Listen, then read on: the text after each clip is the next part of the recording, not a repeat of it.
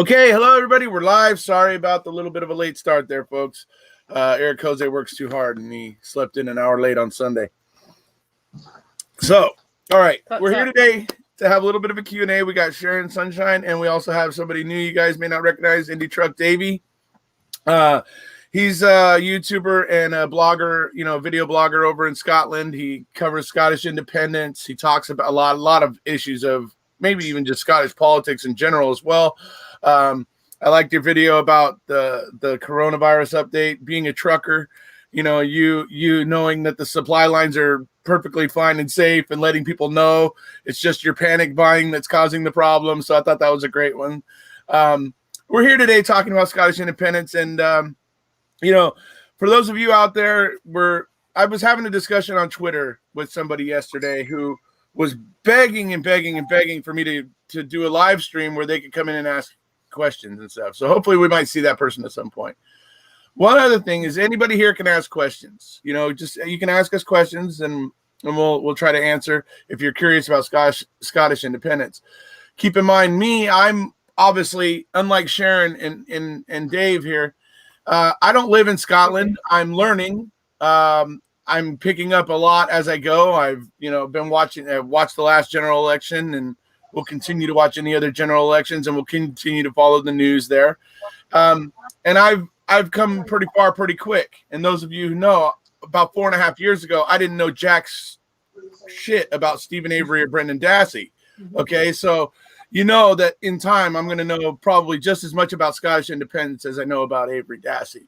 So we'll get there. But that's why I have two people here who actually live in Scotland who are going to be able to field some of the more, I guess you might say questions that are a little more intricate and might require an answer from somebody who's actually on the ground. So if anybody has questions regarding Scottish independence over there in the live chat and you want to ask some questions, go ahead and do so. At this time, I'll go ahead and introduce Sharon, who you guys have all met, and Indy Davy. How you doing, buddy? Happy to have you here. Hi, thank you very much. We're always sort of in lockdown. As a key worker in this current epidemic, I have to go to work and come home and store myself away. Right. So, yeah, I'm doing fine. Do you wear a mask when you're at work? No. No. I do have N5 masks in the truck, but that's because the cargo I carry gives off fumes. In the event that there's a spillage, I have to put one of these masks on. But no, we have social distancing regulations in place, so we are always, and because I'm delivering to stores and loading bays, there's always the ability to have distance, Right. Yeah, and I imagine you spend most of your time quarantined in your truck, essentially. Yes. So, right. Yeah. Making videos. Yeah. Let's see here. Let me put this up here. So, let's see what we got coming in here on the question. If there's any questions yet. Let's see. First question here from Crunch Island. Got Captain Crunch in the chat. Let's see. Doesn't something as important as independence transcend political persuasions? No. Hey, Captain, can you give us a little clarification on what you mean there? I think I understand what he's saying. He's asking if the idea of Scottish independence is straight across the whole political spectrum in Scotland. And the answer, of course, is no. Right. There are particularly three parties out of the 5 parties in the Scottish Parliament who are against Scottish independence. Although they are the minority, they are against Scottish independence. And we call them, and the thing about the Scottish Parliament, it's unique. And it only has 2 Scottish parties who have elected representatives in the Parliament. The other 3 parties that are in the Parliament are registered in another country, in England. So we have 3 English parties and 2 Scottish parties sitting in our Scottish Parliament. So no, it does not cross the spectrum in Scottish politics. it is very much what you could say, it's pretty much stuck in the 50-50 barrier here. But one of the disadvantages of being in Scotland is Scotland doesn't have its own media. Our media is also based outside our country, which means that the picture that's being painted for us and to us and about us is being painted by another nation. Right. And what the world sees from about Scotland and from Scotland is painted from another nation. It's painted from England. From the BBC and even ITV, right? Well, for example, this weekend, it's been declared by the BBC that during the morning slots on BBC One and the BBC News Channel, there will be no Scottish news, there will be no Scottish perspective. Right. And any Scottish news that will be presented to the Scottish people will be presented by the BBC and the parochial station that's here. Right. So it's a pretty corrupt setup. Well, I can tell. I've done a few videos looking at how the BBC is not even-handed in the way that it reports on Scotland and the way that it reports on England. It's absolutely not even-handed. It's I don't know. It's embarrassing, really, if they call themselves, journalists. The way that they're just so. They're so eager to, just like Westminster, eager to criticize Scotland and ignore something worse going on in England. It goes a lot further than criticise. It goes to belittling, because they know that because of the connectivity that we have within these islands, that the people in England, Wales and Northern Ireland are looking to Scotland and saying, what the hell is going on? But more importantly, the media controls the narrative, and the Tory elite worldwide control the media, so they control the narrative. It's simple as that. But here in Scotland, it's disgusting. Our main broadcaster in Scotland is based in England, and it spends its time belittling the people and belittling our establishments and belittling our achievements, and that is going to have an effect on the psyche of the people. It's very deep, the damage that's being done to our people. Right, I agree. This goes all the way to psychology, because if you're being told day in, day out that you're rubbish, you start to believe you're inferior. Yeah, I agree. Let's see. William here has a question. What is the panel's opinion on independence for Scotland no longer being about a plan B, but more about what COVID-19 has done to the world economy? Plan B. So is he saying basically that independence is not on the same rails as it was previously, because now the world economy due to COVID-19 has become a bigger issue than Plan B? Is that what he's saying? I'm assuming that's what he's getting at. Plan B was something that they kept on throwing at Alex Salmond, because they kept on saying he'd only one plan for independence. So that's what William's referring to. And everybody kept saying, well, what's your plan B? What's your plan B? What's your plan B?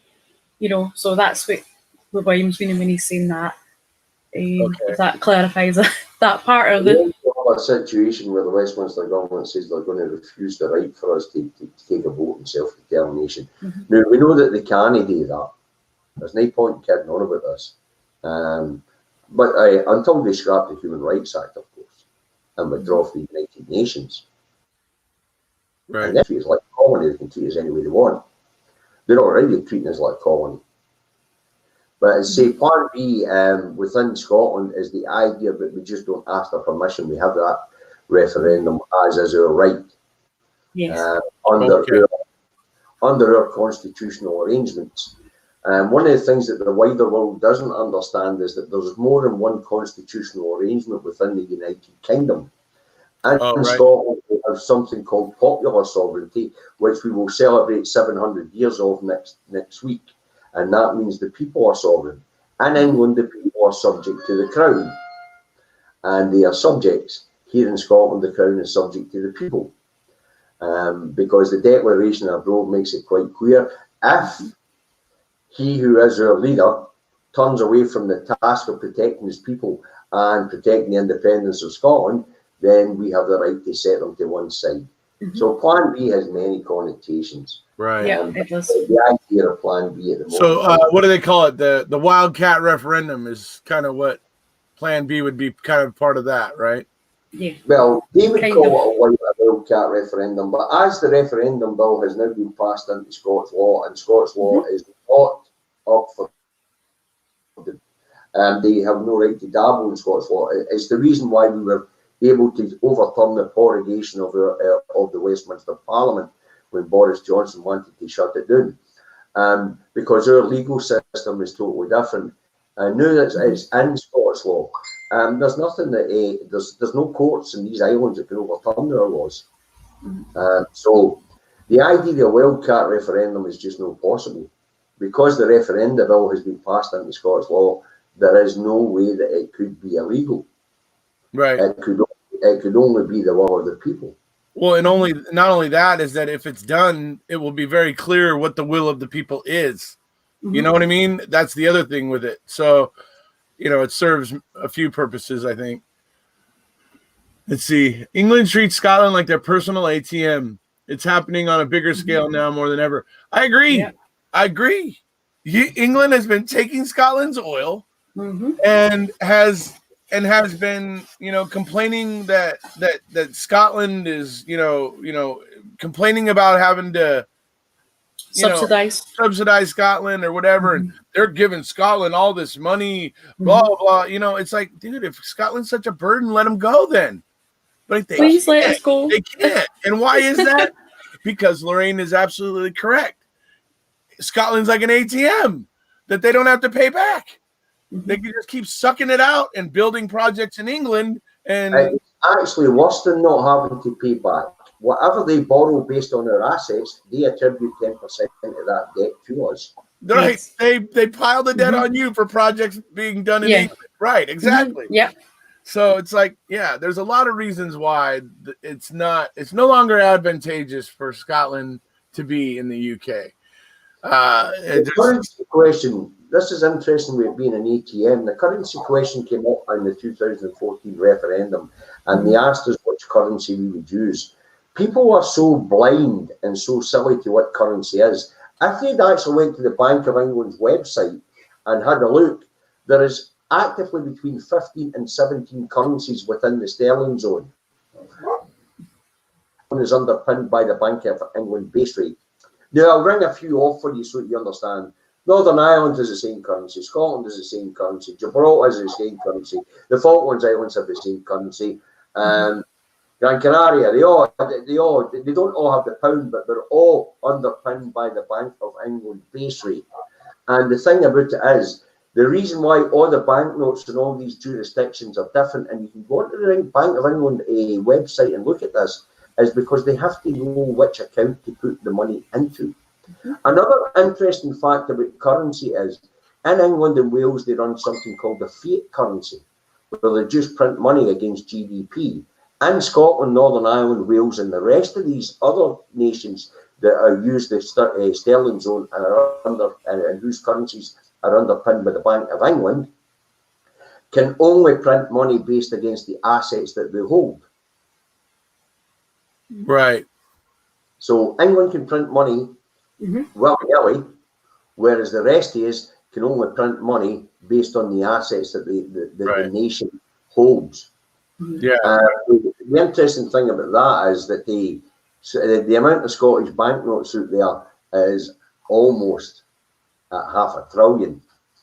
And the other interesting thing about that is the Far East won't accept English and Welsh money, because it is not underpinned by hard assets, it's underpinned by GDP.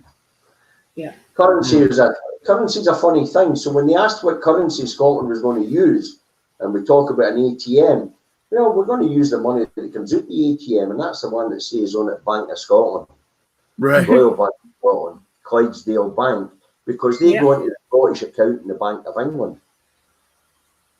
Right. So people didn't understand that each of these nations have their own accounts within the Bank of England, and each of these nations have their own currency.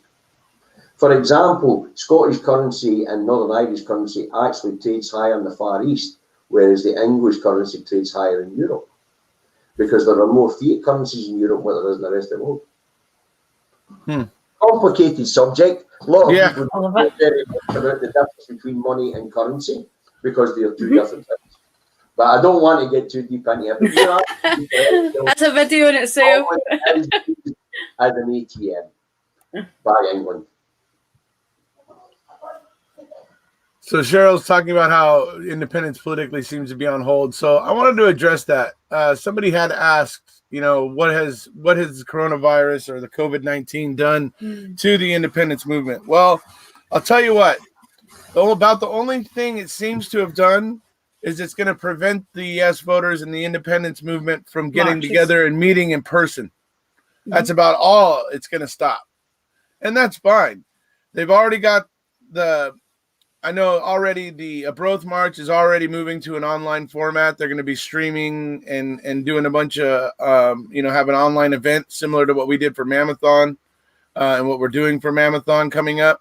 So they're going to be having one of those. And if COVID-19 continues into the next Independence March and the next Independence March, we'll probably be seeing those go to online streaming events as well. So the independence movement is going to roll with the punches. But they're not going to stop, and they're certainly not going to just meekly shrink away into the shadows. They're still there. They're still going to be heard. But yeah, in terms of what Cheryl Astley's saying, politically, it has kind of been put on, I would say, on the back burner. I mean, you can clearly listen to things that Nicola Sturgeon has said, and she's clearly saying, yes, right now, COVID-19 is what's in front of us, and we're dealing with that right now. I mean, she clearly gives you the idea. I haven't forgotten about independence, but right now we got something a little bit more important that we need to deal with, right? And that's about how that goes. So, your thoughts, Davy? I think or Sharon? No, it's all right. Go. Well, my thoughts on it is it's been booted down the road for 2 years because that's the length of the special powers that Westminster's given itself. And there is no way a Section 30 order was going up that road within the 2 years. And then, of course, we've still got the Brexit cliff edge to go over. And England is bankrupt. And they produce nothing, and they have nothing to sell the rest of the world, except for financial services. And Brexit has just more or less cut the financial sector in Westminster and London from its biggest market, which is Europe. So little England has nothing left. And they will delay and delay and delay as much as they can. Yeah. It will be a matter of a people's movement again. We have the yes movement, but it's going to have to expand beyond that because the Scottish Parliament has ceded that they will accept these special powers for 2 years. Whether there'll be a Scottish Parliament at the end of these 2 years or no is a different matter. But as Margaret MacDonald pointed out, it doesn't matter if there's a Scottish Parliament. We don't have to take to the streets and declare. As simple as that. Right. What Westminster is doing at the moment is actually raping the Scottish economy because they have a history of rape, burning, pillage, and the way out of places. They can't physically go to war with us now. They can't physically slaughter us. They can't physically burn our crops. They can't physically damage your communities. But what they can do is they can knacker the economy in the way out. Right. Yeah. And I believe they're spiteful enough to try. So history shows that not the English people, but I will say that the elite in England are vicious. Yeah. And they will do their best to hang on. I agree. Yeah. But you have the same in America right now with Trump and your corporate elite trying to hang on and take over. You have the same scenario. It's just a different set of elite.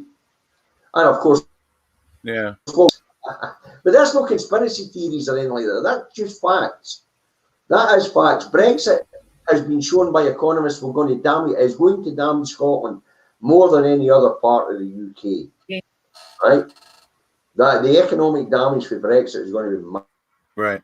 COVID-19 on top of that, and the shutdown of the Scottish economy. We are an exporting country. At the moment, everywhere drawing up to protect its people.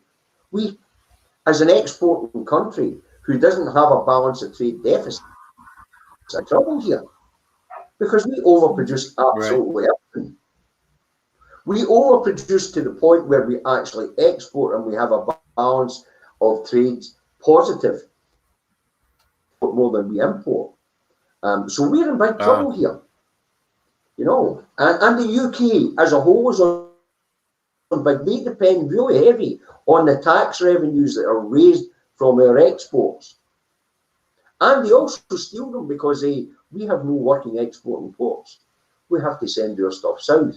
And export tax and import tax is charged to the port it goes out and in of. So that money is all registered to be in English money. It's another way of making the Scottish people look poorer.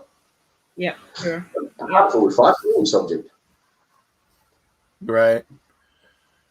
And okay, Travis Williamson is asking, or Williamson is asking, Esquire. Esquire, putting aside COVID-19, what is the consensus on what the legal path needs to be towards independence? So I think right now, well, after COVID-19, I believe they're talking about doing a wildcat referendum so that there's something out there so that people can see the will of the Scots, essentially, depicted in a vote or in a democratic process, and then from that point on, it'll put more pressure. And I mean, ultimately, and you guys can correct me if I'm wrong, but ultimately, I think Nicola wants to do this where Westminster gives the powers to the Scottish Parliament to do it. I believe that's the path she wants, but I'm eager to hear what you guys may have to think. Let's give Sharon a chance here for a second. Oh no, please! You hear too much from me. I'm loving hearing Davy. It's great having Davy. Let's hear what I'm loving hearing Davy. We don't have him all the time. You get me all the time. An acquaintance of ours, a guy called Martin Keatons, has put together a group of challenging in court Westminster's belief that they have right to deny us the powers to hold a referendum. Because Section 5 of the Scotland Act 1994, in fact, it's ambiguous to the idea of who holds that power. Deliberately opaque, that's the way the Westminster government operate. But it is open to legal challenge. So at the moment, there is a process going through the courts to try and determine the answer to this question on who holds that power. It doesn't require the court. Because who holds that power was written in 1320 and approved in 1323 and an internationally recognised treaty called the Declaration of Arbroath, which declares that the people of Scotland are sovereign. This was also recognised in McCormick versus the Lord Advocate in 1958 over the blowing up of here in Scotland because they were met with Elizabeth Royal II when she was actually Elizabeth I.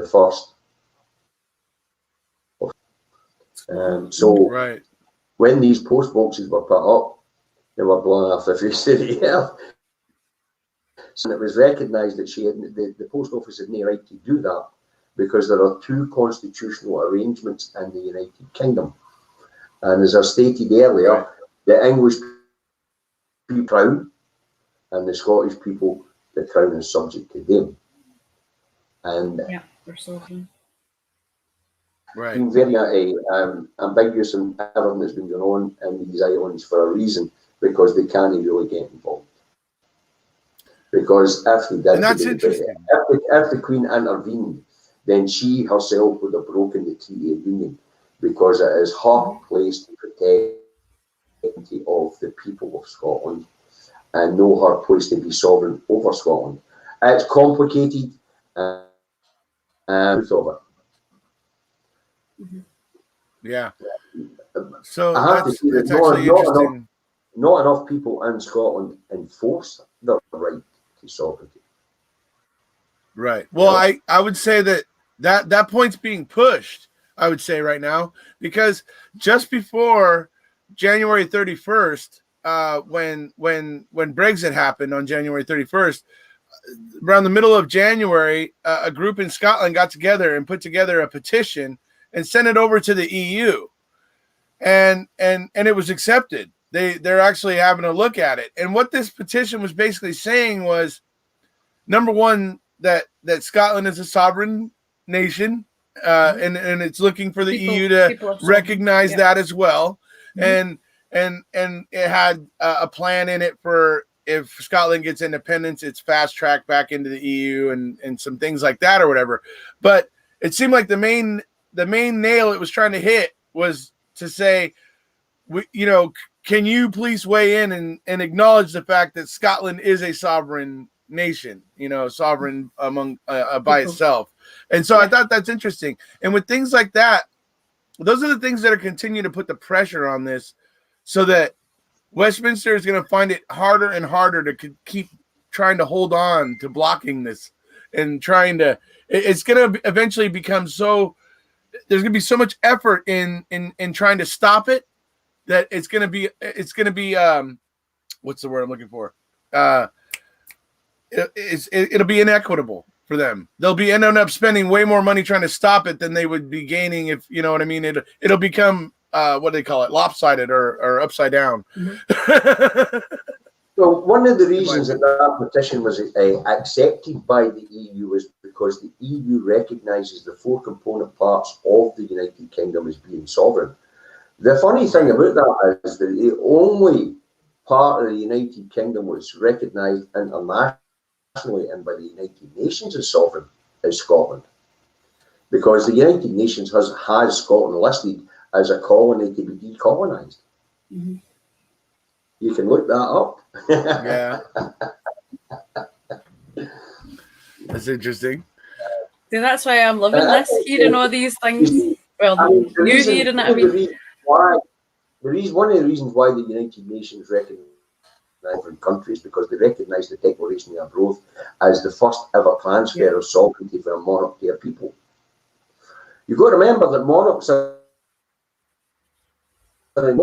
so to transfer that sovereignty from a monarch to a people, that means that people was anointed by God, and that caused a Stussy in 1320 in the Vatican that took 3 years to sort out. So the Declaration of Growth wasn't recognised as an international declaration or treaty until 1323, but it was sent in 1320, and that's why we will be celebrating the 600th anniversary of it next weekend. Mm-hmm. Right. Okay, I see what you mean. Okay. 6th of April, 1320. It's 400 years. It's 400 years anniversary of the day it was sent. 700 years. 700. Sorry, 700. So don't send those back. Sometimes that stupid daft American's going to say the wrong thing, folks. Don't worry about it. Eventually, I'll stop saying the wrong things. Eventually, we choose to do that too. Sorry, go ahead, Davy. Most people are used to dealing with the politics and not the constitutional issues. Right. So the constitutional issues are a wee bit murky here, because Scotland has a written constitution and England doesn't. Right. That's interesting. We are okay. Our written constitution is 700 years old, but it's recognised actually recognised as being the base for the American Declaration of Independence and the American Constitution as well. What's very odd about that is you have a very, very smart and with it Scot in your guys' history, John Witherspoon, who actually came over to the colonies. He was headhunted by what became, I think, Princeton College. And they've got him over, and he ended up being a huge, big wheel in the Declaration of Independence and the forming of the government over here eventually, when the 13 colonies got together and formed, the United States. And John Witherspoon was a huge, part of that. So it doesn't surprise me that Scotland has its own constitution. Well, we were going through did it first. Back at the time of the American Revolution, but no, the Constitution thing is the Declaration of Growth. It goes back to 1320, and it's basically transfer of power from the monarch to the people, and it's the first recognised case. I'm imagining John Witherspoon was probably thinking about some of the the ideas that were set Thinking forth back. in that declaration when he was helping the U.S. with its, So yeah, absolutely. It's all connected, history and politics and people and psychology. I mean, it's all in the one big, don't want to say all under one banner, but you know what I mean. No, that's about that. Yeah. The mainstream media, especially at this point in time, I'm not quite sure how it is, and it's absolutely atrocious. But as I say, he who controls the media controls the narrative. And here, the BBC in 1997 was taken into government under the Department of Entertainment, Education and Culture by Tony Blair. So the BBC is now actually an instrument of the state. And all of their mainstream newspapers are owned by Tory barons and Tory lords. Right. Yeah. And of course, Mr. Murdoch, who hasn't had his night yet. But I'm sure that's because he's just as rich as the old jelly bean that doesn't want to buy, don't you? That's my soapbox, and I'm always like, the papers are saying this and the papers are saying that and the BBC, and I'm always like going away off from one saying. It's like, that's why everybody, not that's why everybody voted no, but that's why so many people were persuaded that they were going to lose their houses, and this fear mongering was just crazy. People are frightened of change. I mean, the message didn't get across that the only thing that would change the day after independence was the ability to change everything. Yes. As, of course, America found out 200 odd years ago. Right. That's yeah. Nearly 300 now. Yeah. So, nothing changes the day after. It's about the ability to change. Yes. And one of the biggest problems we had in the referendum was that everything was being put across as if we would do things exactly the same way that Westminster did do things. And if we ever look at the actual divergence and how Scotland does things and how Westminster and how England does things since devolution, they've run down their NHS. We have invested in our NHS. They have privatised their education system. We have kept our education system public. We have kept higher education free, so there's no university fees. And the other thing we've done is we've reformed the education system along the lines that the EOCD would like to see. And although the PISA results, which is a measure on how education systems are doing around the world, are not great at the moment, even PISA realises and recognises that the new form of education here in Scotland is definitely the way forward, and we should stick at it. Because the way we've set the education system up now is like going back to the Enlightenment, where it's not about what you've learned, it's about learning how to learn. Yeah. Once you have the ability to learn how to learn, then you have the ability to set your own limits. And the idea is that we teach our children how to learn. So they know, like we did in the old days, if you wanted to know something, you went into the library, you picked up an encyclopedia, you opened it up. Well, we're re-teaching these skills. And that's why the PISA report and the after report, although it recognised that things were stagnating at the moment, it was the right direction. Because with, of course, modern technology, where all three of us are sitting here in front of a machine that has access to the world's, the expansive. So what we have to do is teach people how to find what they need to know. We don't have to teach them what they need to know. We teach them how to find what they need to know. And that's the way we've set Not just Google. That's the way we've reset the education system up. Yeah. So we're concentrating on literacy, numeracy, and finding information. Yeah, I think there needs to be more of an emphasis maybe in schools about teaching people to fact check and to check the information you're getting and verify the information you're getting. Because I know going through school, I was just fed facts. There wasn't a lot of challenge for me to go out and challenge them or whatever, there was at certain points, but for the most part, I remember going through school being fed facts.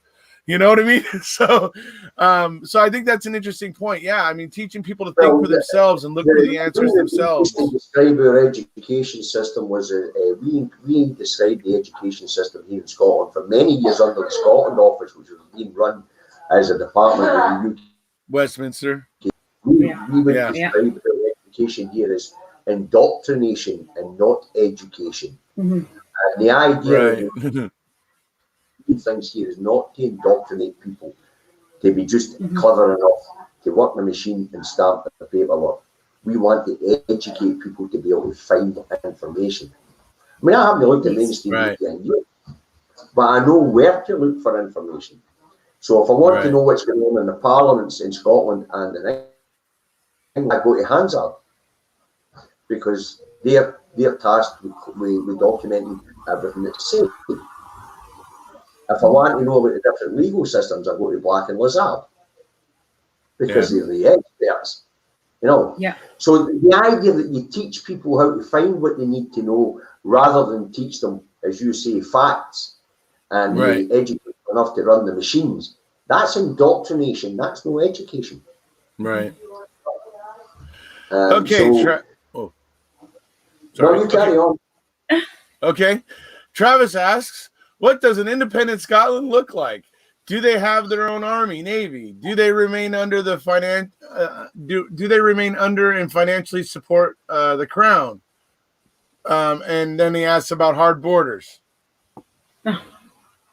my preference, we'll get to the crown in a minute, but my preference would be for a hard border for the first 20 years. Your preference is for the first 20 years, yeah? They have a hard border, yes. Okay. So there's your answer on hard borders, Trav. Because England's going to have to sort itself out. I believe you're right. I'm actually not concerned with the hard borders coming from the Scottish side of things. If there is a hard border, it's going to be because Westminster pushes for hard borders. They're going to be all spiteful and pissed off that Scotland's leaving, and they're just going to want to make everything as hard as possible. And they're just they're going to want to be that crying, little 2-year-old throwing a tantrum. So I that's what I expect from Westminster when this all goes down. So I agree with you. So,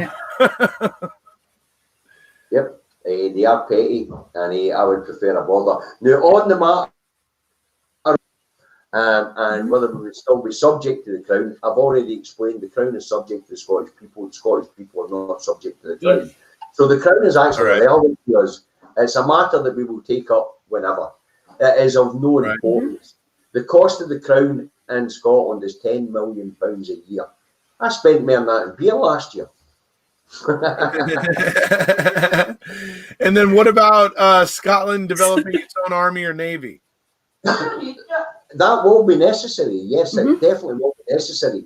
And one of the interesting, you certainly have a lot of veterans from the RAF there in Scotland to help Scotland build its own army. I'm a veteran myself, so there you go. Yes, there's a lot of us champing at the bits. But a lot of the upper echelons in the British Army are actually Scottish, and they have seen their promotion trail stall.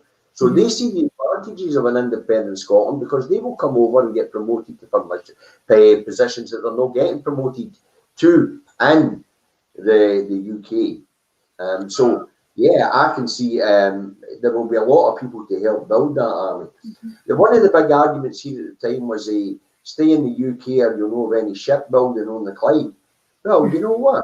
If we'd have left the UK, the shipbuilding in the Clyde would have accelerated because we had a bloody navy. We'd be building ships as if they were going out of fashion. Right. Instead of cancelling contracts and sending them elsewhere.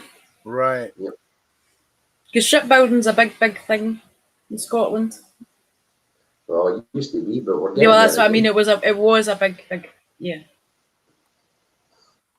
Seeing if we have any other questions here.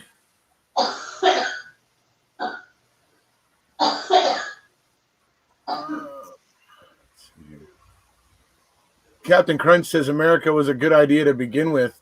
That's a great statement for a denizen of Crunch Island there, Mr. Capaldi. I think you forgot the account that you're wielding is an American. They probably wouldn't say that about themselves. Anyways, according to you, it's an American. Anyways, sorry. Let's see. Is West Monster? Here we go. William Williams says, West Monster is stripping Scotland of all of its assets just now. Scotland is going to look badly post-independence. Yeah, that's another thing I see is I'm worried if Scotland doesn't get out now while they still have some oil to help their fledgling government in its opening years. I'm worried about the hardship that the new government in Scotland might have to endure. That's because oil and gas is only 15% of their economy. 15%. For example, Right. Well, I know you guys have 90% of our electricity requirements was last year produced by renewables, wind turbines, energy, and the importance of the oil sector to our economy is minute, and it will get smaller. The reason why it will get smaller is because the world is turning to green energy, and it's turning away from fossil fuels. So we're already in a fantastic position as a world leader in fossil fuels and a world leader in the economy to move forward quickly. Oil, and you guys haven't been slacking in your renewable energy, building your renewable energy. So, looks like it might be dinner time for Davy. No. The thing with the renewable energy thing, the wind turbines might be new, but even in the 60s, because of the amount of water that we have here, we have got locks and dams, hydro energy, which already covered 25 to 30% of our energy needs anyway. Right. And fossil fuels only covered the other 70%. We don't have any fossil fuel-based power stations in Scotland now. Right. We have a couple of nuclear turbines, but we don't have any fossil fuels left. I think the last one was Peterhead. Is that shut? The Peterhead shut? No, we still have Peterhead. That's a gas turbine power station that's up in Peterhead. Right. So I was thinking. The figure comes out to. Go ahead. Sorry. We only have one fossil fuel based power supply, power base.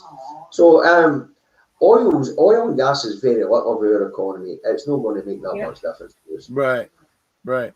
And the fact is because of your guys' renewables and all that sort of stuff, the figure comes out to you guys are producing of the revenue created from natural resources and natural resources themselves. You guys are bringing a third of that to the table in the UK. When you're like 8.5% of the population of the UK, somehow Scotland is bringing nearly 34% of the revenue or the revenue created from natural resources and natural resources themselves. That's a huge chunk for 8.5% of the population to be bringing to the table. And it's another reason why I feel Scotland's in a good position to be independent, because they're clearly going to be able to meet all those needs without needing much outside help at all, in terms of power and water. Things that people don't really understand is that in the event that Westminster plays hardball after Scotland votes for independence, we have the option not to accept any of the UK's debt. We can start with a slate. Because at the last referendum, Westminster and the UK Treasury had to guarantee all the UK's debt and admit that none of it was Scotland's debt, because we are not allowed to borrow. We don't have the ability to create debt. Right. And any debt that is any money that is being borrowed in the UK and being spent elsewhere in the UK as opposed to Scotland is not our liability. Now, as we actually send more tax revenues to Westminster than what we get back each year, we send between 60 and 65 billion direct tax. This is no export tax or anything like that. That's just direct tax to Westminster, and they send us back 31 to 32 billion to run the country. I think we can honestly say that our prosperity is not going to be a problem. Westminster's problem is if they don't play nice, then we're not taking 8.3% of the debt that they've accumulated over the last 300 years. We'll just tell them, no, sorry, it's your debt. Yeah, right. And we'll walk away with bye. Yeah. We had no ability to create this debt. How are you going to blame it on us? And by the way, people also have to know that there's something out there for the breaking up of nation states, such as the United Kingdom or the United States or the old Soviet Union or Czechoslovakia. It's something called the Vienna Convention. And the UK and Scotland are signatories to the Vienna Convention. So in the event of a yes vote, The UK and Scotland don't go into negotiation with each other. We invoke the Vienna Accords, and we have the international lawyers come in and settle the divorce. You have to understand about these things. And I know that very few people out there know anything about the Vienna Convention or Vienna Accords. But if we look at the situation at the breakup of Czechoslovakia, then you can have a look at the Vienna Accords working well. So these international setups and treaties and bodies are there to ensure that if states break down, then there is a fair distribution of assets and there's a fair distribution of wealth.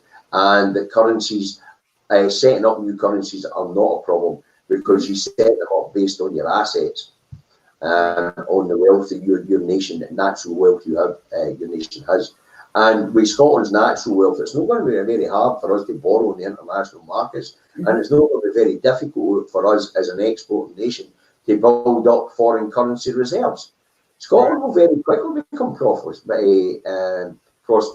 And if we don't take care of the UK's debt, then Scotland will start off with a plus balance of probably about 33 billion from day one, because the 64 billion direct taxation won't be going to Westminster, 31.4 back. The 64 billion will be staying in the Scottish Treasury for day one. And what we have to remember is at this point in time, we run our nation better than any other nation in this United Kingdom, this union, on half of our income. So if we had full income, we're going to be very, very wealthy people. So I know you got to leave us here shortly. So I wanted to ask you before you go, though, to let people know some of your thoughts about what happened in Catalonia, and your hopes that doesn't get repeated. I guess you might say. It can't be repeated because of the different constitutional arrangements. I've spoken about the court cases that recognise the constitutional arrangements. The Treaty of Union itself recognises the constitutional arrangements. The idea that England could try and treat Scotland like Spain did Catalonia is absurd. And the international community, especially America, through our Celtic cousins, the Irish, and of course the Irish caucus and the Scottish caucus in America, there is just no chance it would happen. None. Even though you heard Labour MPs actually suggesting it, right? I mean, and one of the things about English MPs, especially in the House of Commons, is they're full of piss and wind. They're full of right now, yeah. I mean, let's not kid ourselves on. And most of them aren't even as smart as us three. You know what I mean? It's as simple as that. I mean, these people are. I mean, we have got to the stage in the UK where the wealth of talent at Westminster is probably at the bottom of the barrel. We are scraping the bottom of the barrel. I mean, America's the same. Your elite over there at the moment as well, your corporate elite. No, they're not just morally bankrupt, they're talentless. What Donald Trump and the Ford family and whatever else you've got out there as your elite, I'm not happy with any of the politicians over here. I'm hoping Americans will get the idea that we all need to clean house and stop talking about draining the swamp and actually do it. Hopefully that will actually happen at some point. So maybe you need to go for independence from independence. I know, right? Now we're gonna have states. Now states are gonna start going for independence. Right? Oh no. What's really interesting about this point in time, especially with the COVID-19 virus here in the UK, where we're starting to see who the real important people in the economy is: doctors, nurses, healthcare workers, the supply chain, cleaners, janitors, security guards, where we're actually seeing that these are the people that make the economy tick, the lowest paid, the smallest cog in the wheel. We are starting to realise that again here. And we have to make sure that people understand that people power is what's going to change things. The powerful may have money, but what they don't have is power. Whatever power they have, we need to give them. And as I was talking about the elite in America and the elite here in the UK, they're not just morally bankrupt. They may well be wealthy, but they are talentless. They are at the end of their term. Their time is over. The wheel is turning. And you see that in kids like Greta Thunberg. You know what I mean? A 16-year-old with a Nobel Prize. Yeah. I could have seen my soapbox in Glasgow City Centre for 40 years and never getting much attention. I have to say social media made a big difference to that. But as I say, times are going to change. And we're seeing nation states pulling up the drawbridges at the moment and becoming very, very insular. And that's because the option of war for bad leaders isn't there anymore. People are just not putting up with that push. Yeah. So the other thing is the idea that England invading with the British Army. Well, you know, 60% of the British Army are made up by Irish, Scottish and Welsh kids, the sink estates, the poorest parts of their nation. Yeah, the minute they take to the streets in Scotland, the wee mammies will be rushing off of Ireland, Wales and out the door in Scotland, grabbing them by their bloody lugs and taking them home. Because let's face it, most soldiers are wee boys. I was a wee boy myself when I was in the army. You know, I joined at 16. Yeah. Well, Right. the average soldier is about 23 to 25. They're just wee boys. Their mammies will take to the street, grab them by the lugs and say, "Hey, laddie." The notion that England are going to put troops in the streets of Scotland, it just doesn't work. It really doesn't. Could always get those 13, 14, you know, the Bannockburn reenactors. You know, they come in with the big swords. Have you seen them, Davy? At Bannockburn? Listen, this has been a lot of fun. Let's do it again at some point, but I really have to get on my way now because it was great having you on. Standing at the end of the dining table, which is actually my office desk. Yes, and can you there? To go on the She's table. you there. There's the time, yeah. It's been absolutely wonderful speaking to you. Yes, it has been. Yes, it's been a really pleasure. I hope we can maybe get together with you maybe next weekend, and we'll maybe put together a little next bit weekend's of a outline. the bro thing, maybe. Oh, no, next weekend's next weekend, I'm afraid we'll know where I am. We'll maybe see you somewhere on the streaming weekend. So yeah. who knows? Next Maybe weekend's our bro. somebody will work me in there somewhere somehow. Who knows? Maybe. Join the Facebook group, the Round Table 1320. I also got messaged by Independence Live on YouTube the other day, so I'm waiting for a response from them. So we'll see where I end up, but I'm pretty sure I'm going to see you there, right? I mean, wow, you definitely see me there. I'll see what we get to get back to you. Okay. Okay. Yeah, right on. Okay. It was nice seeing you, Davy. Thank you for being here. Sharon, I'm sure you'll see my broadcast during the week anyway. Yeah, we'll be watching. Let's do this again soon. This was good fun. Yeah, it was great. Yeah, it's been blessed. Thanks for coming on. Being here. Bye now. Bye. All right, everybody. You know the song and dance. If you haven't already, please hit subscribe. Obviously, it's been fun here hanging out with Sharon. You guys got to meet Indy Truck Davy today. Indy Truck Davies, obviously, Sharon's been sending me videos from him for a while. As you can tell, Mr. William over here in the chat is just over the moon for Davy. So he's probably thinking about gloves and who knows. But anyways, so can I just say something quickly? You'll find Indy Truck's videos if you look up IndyCar on YouTube. Right. Because he does it under IndyCar because there's the guy that does IndyCar and then there's Davy who's Indy Truck. So if you're looking for these videos and you want to see them, you look on YouTube. It's if you look up IndyCar, you'll be able to see Indy Truck. I know that sounds a bit Irish, but Indy State. So yeah, and you're Indy State, and I'm Indy pajamas. So yeah. So look out for Indy Truck Davy. Good guy, smart guy. Oh, check out his coronavirus video where he talked about the panic buying. Really, really powerful one. I think a lot of people should see it. So, because he is actually in the supply line, folks. He's the dude that drives the truck to your store so that your store gets more merchandise.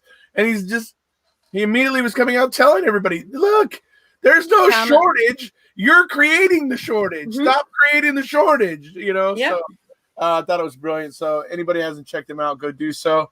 Yep. I see we got Neil Young here, finally piped in here at the very after I guess he was frozen while Indy Truck Davy was here with us. So, but now he's talking. So I know he was feeling like this pure. Oh, I know you kept saying to me, "Do you want to say something?" I'm like, "No, I'm here for Davy. I'm here for Davy. Never mind me. You hear me all the time. Never mind me." Once it got started, now they're taking the piss. All right. So, as I said before, you guys know the song and dance. It's been a lot of fun here talking with Davey today. Great. Look forward to doing that again. Look forward to next weekend, folks. Huge streaming event that Independence Live is putting on for the Abroad Independence March. Seeing as they can't gather physically, they're utilizing the tools that the internet and social media give us, and it's going to allow people to gather that way. It keeps the conversation about independence going white hot, and it still allows everybody to keep everybody safe from COVID-19. So there we go. All right, folks. If you haven't already, please hit subscribe, and we'll see you.